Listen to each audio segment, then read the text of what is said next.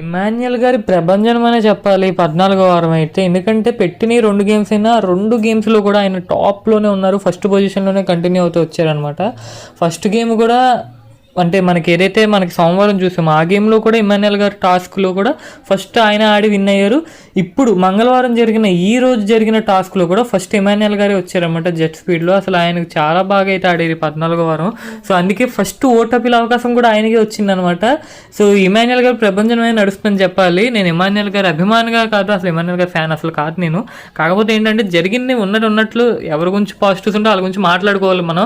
కళ్యాణ్ గారి గురించి, తనుజ గారి గురించి, డిమోన్ గురించి చెప్తే తప్పు కదా. సో ఇమాన్యుయల్ గారి గురించి కూడా చెప్పాలి. ఇమాన్యుయల్ గారు బాగా ఆడుతున్నారు కాబట్టి చెప్తున్నాను. నిజంగా ఇమాన్యుయల్ గారు బాగా ఆడుతున్నారు. నిజంగా ఇమాన్యుయల్ గారు ప్రభంజనం అనే చెప్పాలి ఈ 2 రోజులు. మరి చూద్దాం ఇంకా ఈ వీక్స్ ఏమేమి టాస్ పెడతారు ఏంటి అనేది.